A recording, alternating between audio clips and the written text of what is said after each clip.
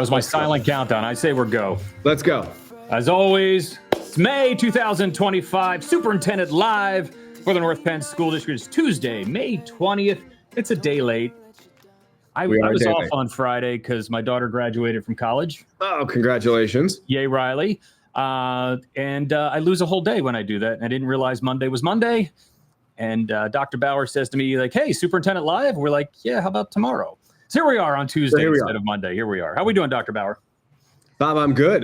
You'll notice the change in scenery. This is not an artificial background. I am actually in the TV studio. Here, this is for the at-home viewer. Oh, like the tour. Look at this. It does look fake. Kind of looks like your chroma keyed on top of it. Yeah, that's weird. But I am actually in the TV studio, rotating my laptop. I had a meeting over here at the high school this morning with the North Penn Education Foundation.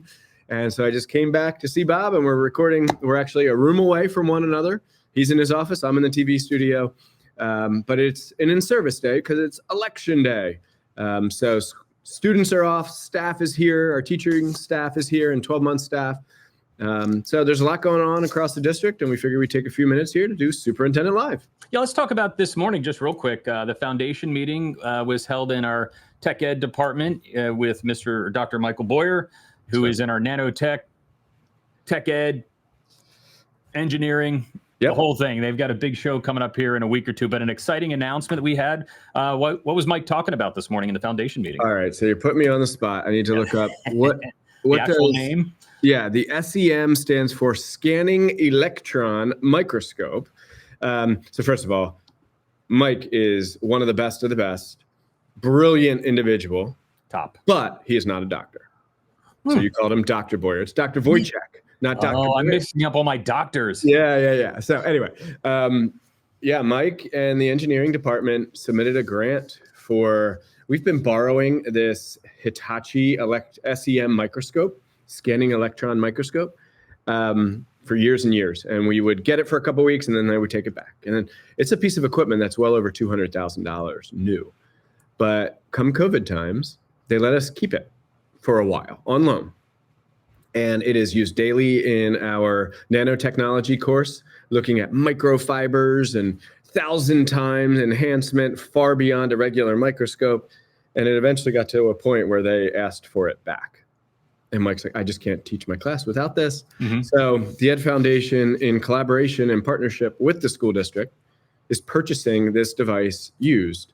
It is not up near that $200,000 figure. It's kind of a partnership with Hitachi and us, and we're just so excited to have that. We are, to my knowledge, we are the only high school in the country to have an SEM microscope in the building as part of our curriculum. So really powerful presentation. We had students presenting all their projects. We're talking about silk from spiders and research of this and charging your piezoelectric nanofibers. Yeah. It's amazing. And their show is coming up. I say show, it's the culmination of the research. So in that design and development class, they spend the whole year researching a particular topic and test fibers and test different methodologies of things. And their research is presented every year at the end of the year. I think it's next Thursday. Yeah, Thursday at 7 p.m. So here at North Penn High School on the 29th, next Thursday. This Thursday is art show and choral concert. Next Thursday is the nanotech presentation. And if you can't come out, I mean, it's amazing to come out and see the presentations. It's not what you think. It's not like C-SPAN level. It's really good presentation from our students. And then they actually demonstrate what they do after the presentations, and you can see their research when you come here to the high school. So if you don't get a chance, of course, North Penn Television will always cover it. You'll get a chance to see it, but it is inspiring when you see that. And then you really don't feel smart anymore. Yeah. It really it's like, I thought I knew things. Like I don't. No, it really lets you know. Like I walk away from those types of events where whether you go to a choral showcase, an art show, nanotech night, I walk away and think, I am just not talented. Like these kids are really great. Our kids are so incredible, Bob. And that nanotech night, if you've ever seen like the TED Talk format, that's really what it is. They get up, they talk for 5 minutes about their research for the year and all the things and the ways in which they could legitimately like change the world. This is not an exaggeration. We've had kids who years ago developed shingles for a roof that utilize the energy from a raindrop to generate power, and in addition to solar, like just incredible things. We're talking about creating fabrics out of spider silk. Anyway, well beyond my capabilities. It's amazing what they accomplish, and come check it out next Thursday night, North Bend High School Nanotech Night. Yep. And then, like I said, we have this week starting tomorrow night is our North Penn Art Show. So K through 12 here at the high school starts at 6 p.m. tomorrow night. And then also Thursday night, which is in conjunction with our choral concert. So 2 big events, lots of things to do at North Bend High School at the end of the year. So art, and more art, whether it's in the music form, drawing format, digital art, whatever it is. Our kids are incredible. And it's just an exciting time. You and I say last 3 years, May is like. I always say this: it's a roller coaster. When you hit March, it's like click, click, click, click, click, click, and then April comes and there's no stopping the train. And we head to the end of the year. Lots to do. Yes. All right. Thursday night we had our school board meeting, talking about the action we had there on the street today. Let me back up. A couple days ago. Let me go last night. Last night. Ooh. So let's go to last night. We had what do we have? So last night was a tile breaking ceremony, we called it, instead of groundbreaking, because we are not legitimately breaking ground to start this project. The breaking ground will come next spring, roughly this time. But we are breaking ground or breaking tiles in Rick Carroll Natatorium to commence the project. So we're beginning the renovation. It's starting in the pool and in K-Pod. So last night we had a ceremony in the natatorium. We had the marching knights. We had choral singers for the national anthem and alma mater. We had local legislators, some township supervisors, community members. It was our school board, architects, engineers. It was just incredible, Bob. We had little kids, we had high school kids, we had everybody, we had alumni. It was a full house. I was really impressed with how many people came out last night. Yeah, me too. So a beautiful ceremony, lots of energy. We had kids coming up with a chisel and a hammer and breaking tiles. It was not just metaphoric. Legitimately, the tiles are coming down today. So I've shared in this format before that I usually start my day at the high school by trying to exercise to some degree. And I was running around the campus this morning at 5:30, and there were contractors here. Pushing skids of equipment and tools and loading up stuff in the natatorium. So it is right now. We've been talking about this for years and years. They're working in there right now. The pool is being drained right now. It has started. So this will be a construction zone for a good 5 to 6 years. It will have its times of inconvenience. It will have significant impacts on the way we do our daily operation, but it will all be worth it. You said the rainbow after the rain, right? So can't wait.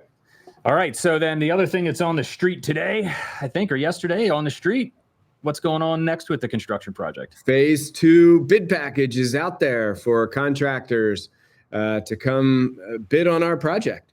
And so phase 2 is the bulk of the project. Not all, but the bulk of it. It includes a significant addition connecting A-Pod to H-Pod in the back. So the campus, the building itself you'll be able to circumvent the entire building 360 degrees from inside, although we will have those arteries and pathways outside as well. So that's out there. I don't know the exact date, Bob, off the top of my head, but it is out there. I believe the paperwork is all finalized, and looking forward, phase 1 was under budget. Hopefully phase 2, those bids will come in under budget too. And we are moving right along. So exciting times regarding this project, but there's some things on that agenda, Bob, that are well beyond this, because we have 22 facilities. We have 18 schools. We have the SSC. We have the transportation center. We have a healthcare center. So we have the ESC. We have needs across our 22 buildings that go far beyond this renovation, and we need to maintain them as well. Well, and then we talked about that. I think on the agenda we had some chiller replacements, those types of things. So I think sometimes we talk about the high school so much because it's such a big project and it's going to affect, over a time frame, like you said, 5-6 years. It's something we're going to talk about a lot. But that does not mean our other buildings don't need things fixed and worked and upgraded and whatnot. So even on this agenda on Thursday night, we had chiller upgrades and replacements for, I'm trying to find it here. Do you remember which buildings they were? I don't off the top of my head, but I have it pulled up. So it's a race. Oh, you got it. Okay, then I'll stop trying. Oh, that's district-wide HVAC compressor repairs. So that has to do with the air conditioning and whatnot. So we're looking at Nash, North Wales, York, and also we are doing the data center here at North Penn High School, like now, because we need to make sure our data center can run and have air conditioning. It's one of those mission critical spaces that if we don't have a data center that can stay on because of we lose air conditioning in that space, servers and whatnot can't function within hours, right? So that's what you see there. You're going to see those types of things. So we're working on the fixes and updates for the air conditioning and at York, at North Wales, and Nash, as well as part of our normal continuing to maintain our buildings throughout the district. Yep. Yeah. So a lot going on, and I think people think school districts, we have a summer break. Our facilities department, our tech department, your department, and many others, they don't have a break in the summer. That's like no one's here, so we can get work done.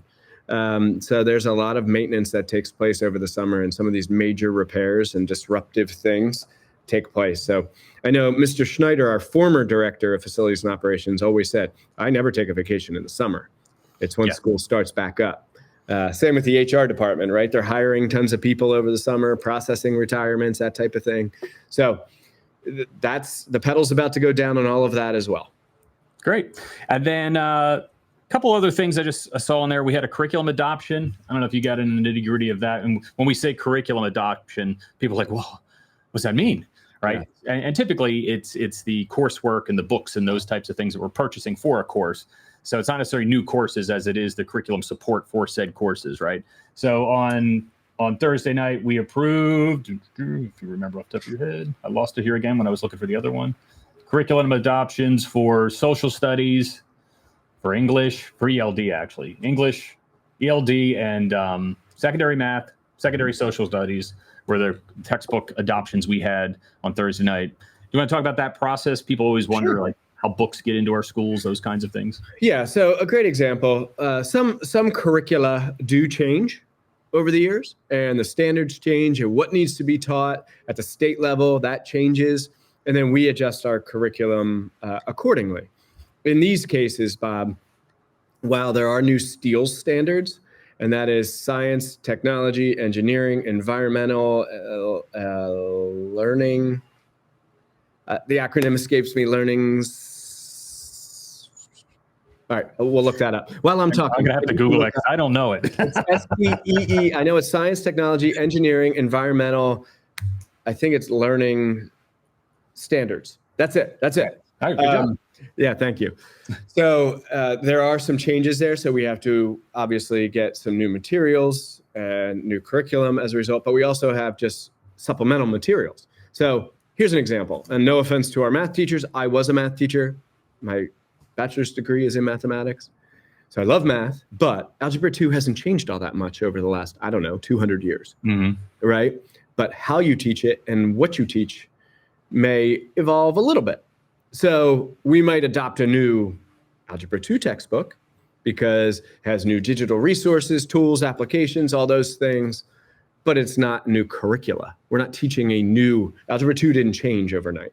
So that type of thing. So when we adopt a new textbook for a course, our board policy dictates that not only do we review it in a committee format, like our ECI, which is Education, Curriculum, and Instruction. That's what ECI stands for.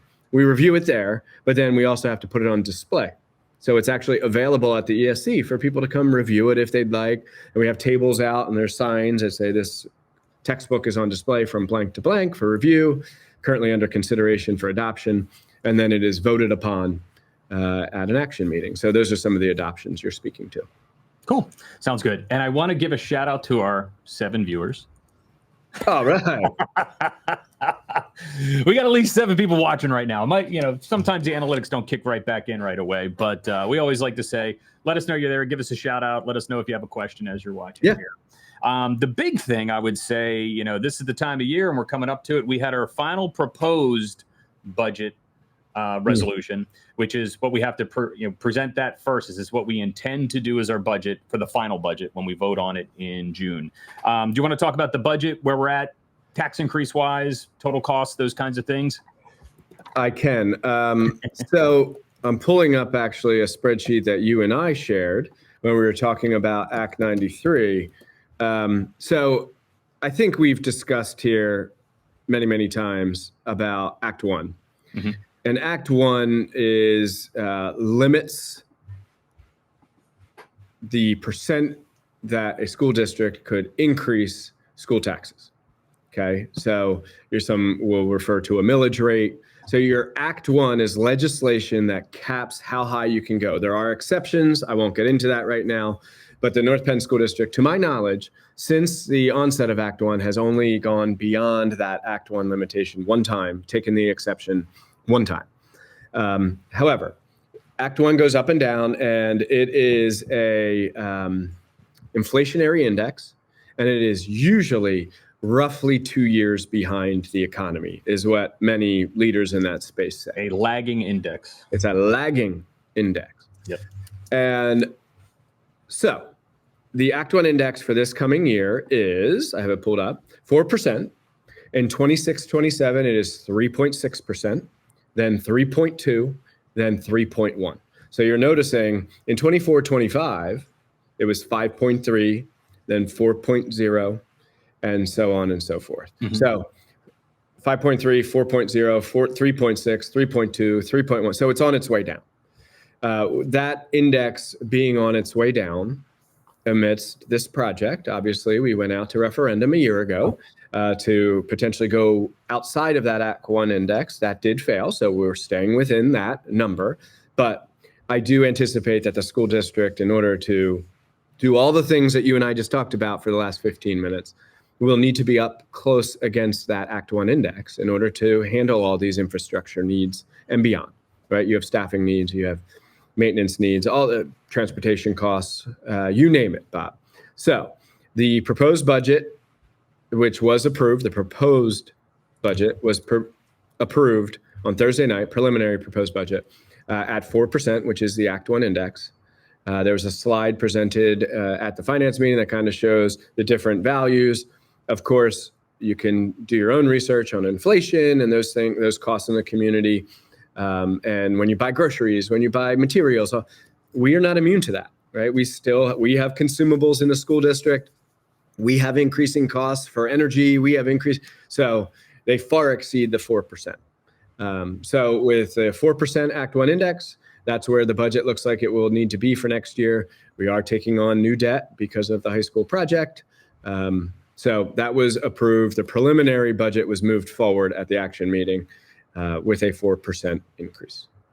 When we say preliminary budget, it is the proposed final budget. That's correct. Preliminary we did back in like presented March, April, usually. Yeah. And that timeline is also part of the Act 1 process. That's required that we do that process of, whether we intend to take exceptions, we're going to live within the Act 1 index. All of those votes begin in January, I believe. We might have done that. Intend to stay under index in January. Yes. Yeah. So that's a process we go through every year, January through June. And if you love school board meetings, and we have tons of special finance committee meetings in addition to the finance committee meetings to review all of that. We've been doing that for the last 5 months, going through each piece of the budget and all those components that lead into it. All right. Proposed final budget coming up here in June. We've got lots of great activities all throughout the school district. Olympic Days coming up. Yeah. That's Friday. Right? It's usually the Friday before Memorial Day. It's Friday. It's not this. Is it this Friday? I think it is this Friday, Bob. No. This one's different because I've heard this. It's the 30th. Oh. So it's the week after it. Memorial Day is a little early, is extra early. Is it usually the Friday after or Friday before? I thought it was the Friday before. Maybe I'm not going to say what's usual because who knows? Yeah. Okay. We live in unusual times, Dr. Bauer. I know our middle schools, because over at the ESC, the Penndale was outside yesterday. Yeah. And they had their blue and white day. I know Pembroke did their red and blue day. So the middle schools are hot and heavy in those Olympic days, if you will. And the elementary schools, okay, it's next week. I thought it was this Friday. My mistake. Yeah, 30th. Yeah. So for sure. Hey, and I'm just going to go in rando world here and then we can get out of here. But so it's just something as you're talking about Penndale and talking about people outside, maybe think about Friday. Now, like I said, I was off Friday, so I get to miss a good bit of this, but I wasn't here for all the big storms and the local flooding. We had significant flooding in the area, and everybody out there that had to deal with their flooded basements and all those pieces, it stinks. You know, my mom, I'm going to go there after work today. We're going to be unloading her basement. She got flooded on Friday, all those things, right? So everybody was kind of dealing with that. We're also not immune to that when it happens in the community. So there's two levels. Let's just talk about like things we talk about in the afternoon. Because I got a text from you and Dennis Ryan, who's our coordinator of transportation. Like we had flooding where Somebodytown Pike was inaccessible because it floods there at the stream there right below Wawa. Yep. And other places throughout the community. Cannon, I know up in Mitchell, there was all these spots across the community that were flooded, flash flooded because of the heavy rain that came down so quickly. Talk about that for a second. So we had some fun in the afternoon on Friday afternoon ourselves. Yeah, you call it fun. I wasn't here, so I just got to see pictures. I'm in this meeting. Here's a good story. And I'm sure there's video, picture evidence of this. So I'm in a meeting with a number of people. I'm going to say 6 people are in my office. And the meeting, it was a long meeting, over an hour. The door opens and some of the office staff say, "Hey, Todd, the ESC is flooding." So if you're looking at the main entrance to the ESC, to the right, there's another door. There's a drain right there. Sometimes that gets clogged. Sometimes it's just the volume of water, too much, too quickly. Anyway, when that gets clogged, it starts flooding into the back door. So I come out of my office and I see it is flooding our school nutrition services area, curriculum and special ed area, and our business office. So I'm in straight up principal mode, like, gotta solve this. Run back to a closet. We grab one of those, I call it a Zamboni, but it's essentially like a liquid vacuum cleaner. Yeah, we have one of those. We have a shop vac, and we're just like plugging in. I pull off my shoes because we have standing water in the building. We're unloading, we're dumping buckets into toilets, just absolute chaos. Okay. Eventually I'm outside, pants rolled up, barefooted, helping our head custodian unclog the drain right outside that door. And then it kind of starts to go down. Okay. So our facilities team, there you go. Look at Mr. Rohn. So he and I. All hands on deck, baby. Oh, it was, look at you. That's hilarious. So we're cleaning that up. Our facilities team's in all weekend, and that's just the ESC. I know we had flooding in other buildings. And, well, here at the high school, I know like the choral room, people don't realize the band and chorus rooms are actually below grade because of their steps. So the ground is about halfway up their wall. And I knew the choral room, they had to move kids out of there on Friday because it just started pouring in. Yeah. Yeah. Well, and that doesn't bring into account the roads. You know, we have kids out on work study, career study programs. We had field trips. We had a couple students injured who were on an Inglewood field trip, and we're at the Elmwood Park Zoo. A tree limb fell and injured two students and a chaperone. They had to actually get medical attention. They're okay. But yeah, it was a very, very intense few minutes across the school district. But that, as fast as that stuff comes, it goes. Yeah. And there were road closures everywhere. If you're looking at Montgomery County Alert app, there's, just absolute chaos out there. And an hour later, everything's fine. Now, your basement might not be fine, but the roads, there's some cleanup. It kind of just like goes away. So there was concern about dismissal. There was concern about, dropping kids off, our buses.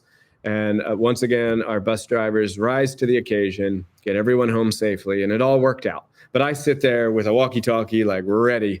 You guys are also, Command Central, where we have to send out communications, and it all worked out. But it was an interesting afternoon for sure. Yeah, and I just think sometimes people don't realize that those things that happen and you deal with it at your own home, and you're like, oh, I had to deal with this, is that we have, like you said, 21 buildings, 22 if you count the healthcare center next on Pendale there, but all of these locations are impacted by these storms as well and those types of things. So we're also managing and dealing with that, including road closures and trying to figure out if buses are going to be late or not. And obviously, high school leaves if they're late, middle school's late. If middle school's late, elementary's late. So there's always a ripple effect that goes down.